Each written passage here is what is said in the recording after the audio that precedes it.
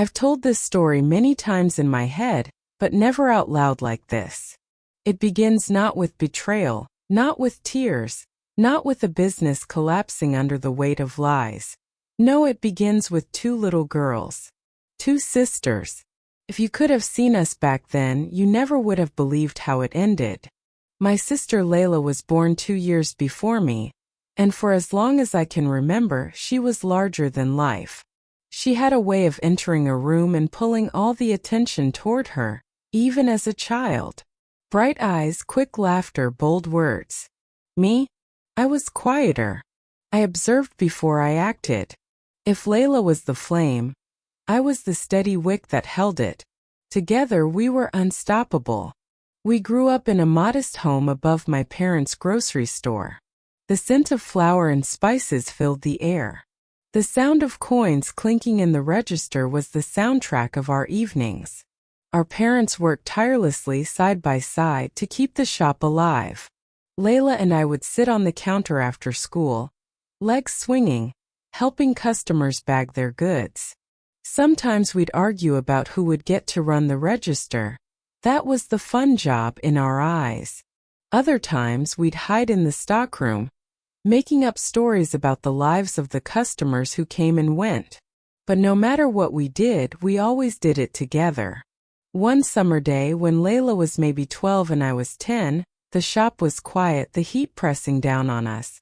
Layla turned to me with that spark in her eye, the one that meant she was about to make a grand declaration. "Listen to me," she whispered dramatically, as though our tired parents could overhear. "One day we're not going to be stuck here selling rice and lentils. We're going to have a store that sells everything. And not just a store, a whole company. We'll be rich and we'll be famous, and people will look at us and say, 'Those two sisters, they made it.'" I laughed then because children dream big and dreams cost nothing. But somewhere in my heart I believed her. Because if Layla said it, it sounded possible. When I was 16, our lives changed forever. Our father died suddenly. A heart attack. One moment he was laughing at dinner, the next moment he was gone. The grief was crushing. Our mother could hardly get out of bed for weeks. Bills piled up. The store began to falter. Customers noticed our absence, our chaos. That's when Layla stepped in. She was only 18, but she carried herself like a general ready for battle. "Come on," she told me one morning, pulling me out of bed. "We don't have a choice. If we let the shop die, we'll lose everything Dad built. And I'm not letting that happen." I followed her lead. We worked side by side, learning suppliers' names, memorizing prices, balancing books at night by candlelight. Layla charmed the customers, turning regulars into loyal friends. I stayed in the background, making sure every number lined up, every detail was correct. It was exhausting. It was painful. But somehow it worked. We survived. After a few years, when the wound of our father's death had become a scar, Layla's dreams grew louder again. We'd proven we could run the grocery store. But she wanted more. One evening she pulled out a notebook filled with scribbles, numbers, doodles. "Listen," she said, excitement bubbling in her voice. "We know how to run a shop. But what if we think bigger? We could start an import business. Buy goods in bulk, sell them to stores. We'd make more money, and we wouldn't be trapped behind the counter all day." I hesitated. It sounded risky. Our family had just clawed its way back from disaster. But Layla's enthusiasm was infectious. She painted such vivid pictures of success. Offices with glass walls, staff bustling about, our names on the front of a building. Eventually I agreed. Because how could I not? She was my sister. We pooled our savings. We begged relatives for small loans. We worked day and night, researching suppliers, registering the business, building relationships. I handled contracts, logistics, and paperwork. Layla became the face of the company. The one who charmed investors, convinced skeptical partners, smoothed over every rough edge with her smile. And slowly, painfully, we built something real. Our first deal nearly broke us. We had borrowed more money than we could afford to lose.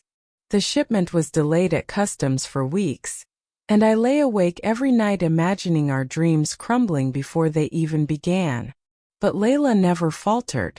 She made phone calls, smoothed egos, pushed paperwork through. And when that shipment finally cleared, and we sold it at a small profit, it felt like the universe had rewarded our faith. We reinvested everything. Then again. And again. Within a year we had an office. A small rented space, but an office nonetheless. A secretary. A growing list of clients. We fought, of course. We disagreed about suppliers, about risks, about strategies. But every fight ended the same way, with laughter, with compromise, with the deep belief that no matter what, we were in it together. When journalists eventually asked us about our success, Layla would grin and say, "Sisterhood. Trust. That's our secret." And I'd smile because I believed it with all my heart. Over the next 5 years, our little company grew beyond anything we had imagined. We imported household goods, electronics, even clothing. We hired staff. We opened a warehouse. I remember the first time we walked into our warehouse together. The shelves stretched high above us, filled with goods. Trucks rolled in and out. Staff scurried, clipboards in hand. Layla looked at me and whispered, "We did this." And I believed in that moment that nothing could tear us apart. But of course, I was wrong. Because even as we celebrated, small cracks were forming. Cracks I was too blinded by love, by trust, by hope to see. It started with whispers, not real whispers, but the whispers of intuition. You know, that subtle feeling when something isn't quite right, but you can't prove it. The first incident was small. I was reviewing supplier invoices one late night when I noticed a contract I didn't remember signing. It had Layla's signature on it, not mine. "Why didn't you tell me about this one?" I asked her the next morning. She smiled, waved it off like it was nothing. "Oh, that? It came through last minute. I didn't want to bother you. Trust me, it's a good deal." I wanted to believe her. She was my sister. She'd never betrayed me before. So I let it go. But little things piled up. She began taking calls outside the office, whispering into her phone. She traveled more, saying she was meeting new partners. Meetings she didn't invite me to. When I questioned her, she brushed me off. "You handle the paperwork, I handle the people. That's how it's always been." Her words were true, but her tone carried a new sharpness. A distance. Then came the numbers. I've always been meticulous with accounts. Every transaction, every receipt. But one quarter the books didn't add up. Not by much. A few thousand here, a few thousand there. Easy to miss. When I brought it up, Layla sighed in frustration. "You worry too much. That's why people don't like working with you. You pick at every little thing. Let it go, sister. We're making millions. Why are you crying about pennies?" Stung. I'd never heard her speak to me like that before. But still I tried to believe. Layla began surrounding herself with new faces. Sleek investors, ambitious managers, people who seemed dazzled by her charisma. I started to feel like an outsider in my own company. Staff would glance at me nervously before answering questions, as though they were afraid of contradicting her. Layla's office door was often closed, her laughter echoing behind it while I sat in silence with spreadsheets. Sometimes I wondered if I was being paranoid. Maybe I was just jealous of her charm, her ability to draw people in. But deep down, a knot of fear was tightening. It was a Monday morning when the truth hit me like a freight train. I was early at the office sipping coffee when I decided to review the quarterly reports myself. Our accountant had flagged minor anomalies, and I wanted to see them firsthand. At first, everything looked fine. Profits, expenses, projections. Then my eyes froze on a pattern. Transfers. Small but regular. Always on the same day each month. Always to the same account. An account with Layla's name on it. I scrolled faster, my pulse racing. The pattern repeated for months. Hundreds of thousands siphoned away. Carefully hidden, designed to escape notice. At first, denial surged through me.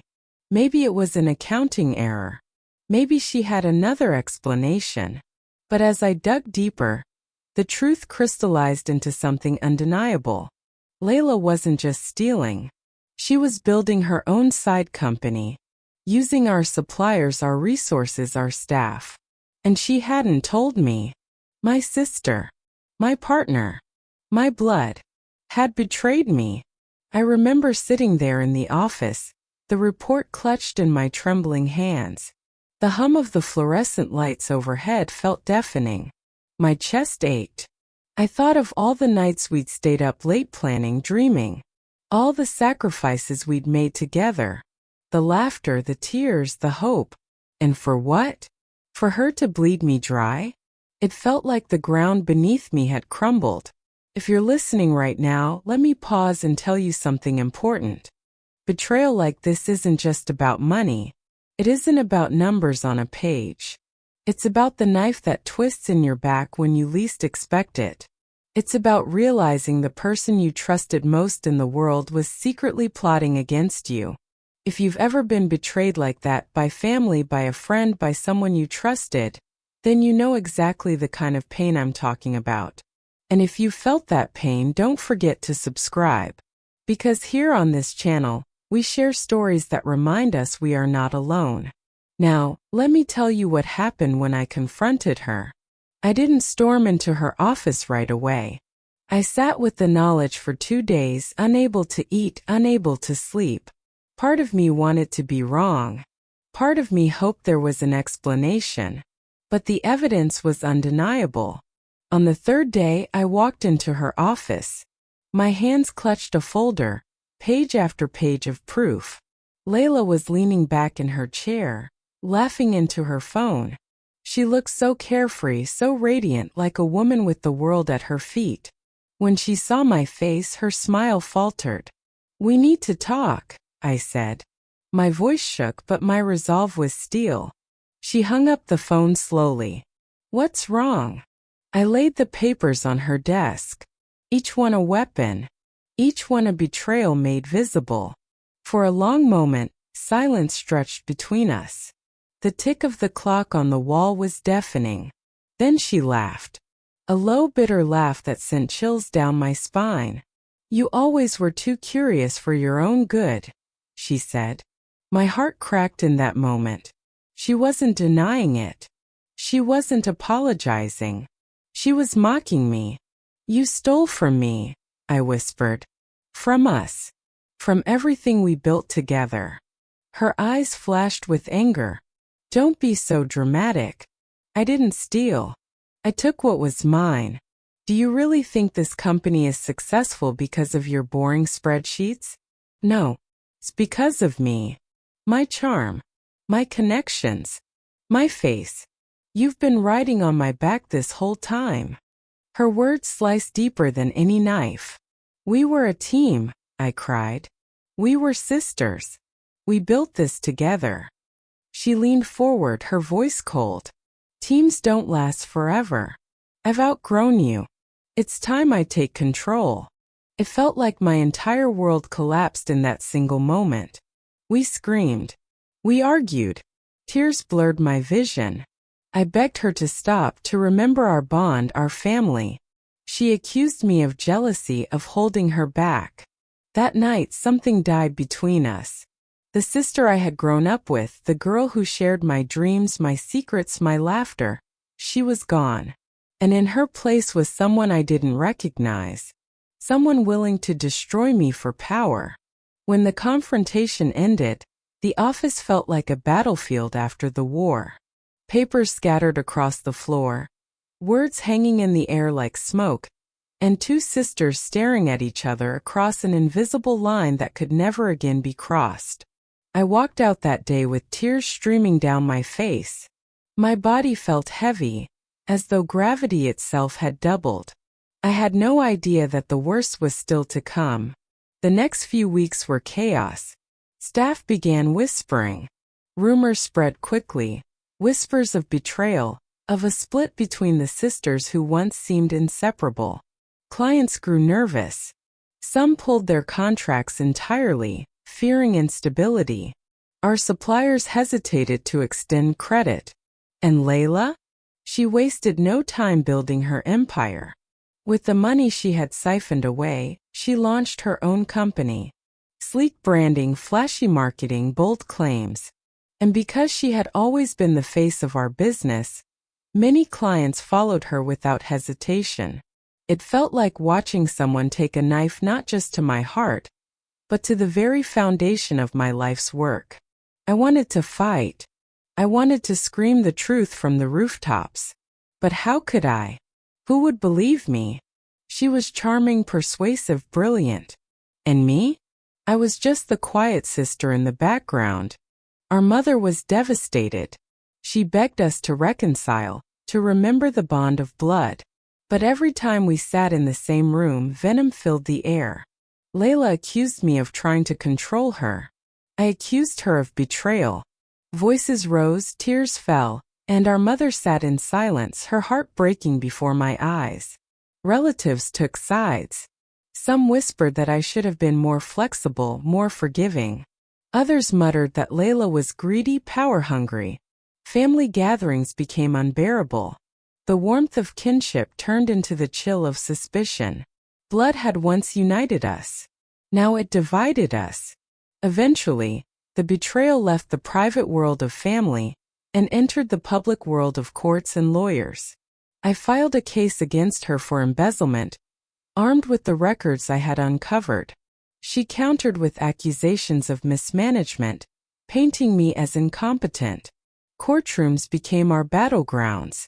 Strangers in suits judged the wreckage of our bond, reducing years of sisterhood into evidence, testimony, and cold legal terms. I remember sitting across from her in that sterile courtroom, watching her speak with confidence, twisting the narrative, casting herself as the victim. And I thought, how did we get here? How did two little girls who once dreamed together end up like this? The case dragged on for years. Money drained away in legal fees. Clients abandoned us both, weary of the scandal. Employees lost their jobs. The empire we had built crumbled to dust. And for what? For pride. For greed. For betrayal. Outside of the courtroom I struggled. Nights were sleepless, haunted by memories. I replayed every moment of our journey, searching for where it had all gone wrong. Was it my fault? Should I have noticed sooner? Should I have forgiven? The stress ate away at me. My health declined. Anxiety wrapped around me like a vice. Friends drifted away, unable to handle the constant weight of my grief. Sometimes I would walk past our old warehouse, now locked, abandoned, and I would feel tears rise unbidden. It was like passing the grave of a loved one, because in many ways it was. One night, as I sat in my small apartment surrounded by unopened letters and unpaid bills, I reached my breaking point. I looked in the mirror and barely recognized myself. Hollow eyes, weary face, a shadow of the woman I once was.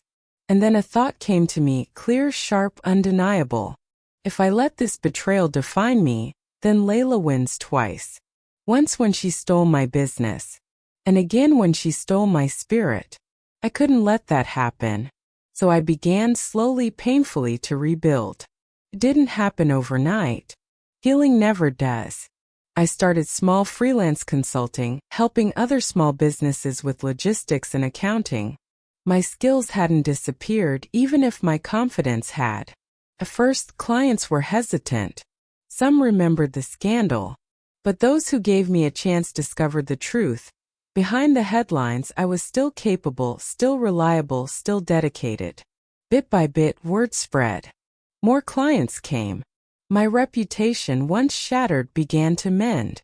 I didn't become wealthy overnight. I didn't launch a flashy empire.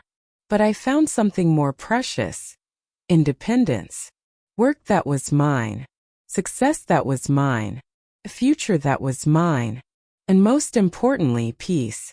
It's been years now since the betrayal. Layla and I no longer speak. She built her company, but it came at a cost. I hear whispers of partners she's fallen out with, of trust eroded, of a loneliness she can't escape. Do I feel vindicated? Sometimes. But mostly I feel sorrow. Because beneath the anger, beneath the betrayal, there is still love. The love of a sister I once adored. The love of childhood memories, of laughter shared, of dreams once united. That's the cruelest part of betrayal. It doesn't erase the good memories. It stains them. It makes you question every smile, every promise, every hug. But here's what I've learned. Betrayal doesn't have to define you. It hurts, yes. Scars, yes. But it doesn't have to destroy. If you're still listening to my story right now, I want to say thank you. Thank you for giving me your time, your ears, and your heart. And let me leave you with this. If you've been betrayed by a sister, a brother, a friend, a partner, know this. You are not alone. The pain you feel is real. The tears you've shed are valid. But your story does not end with their betrayal. You can rebuild. You can rise again. You can find peace, even after devastation. And maybe, just maybe, you can even forgive, not for them but for yourself. Because carrying bitterness is like drinking poison and expecting the other person to suffer. Let it go. Heal. Live. And if this story touched you, if it reminded you of your own journey, please subscribe to this channel. Because here we share stories that matter. Stories that heal. Stories that remind us of our strength. Thank you for listening to her story. This was mine.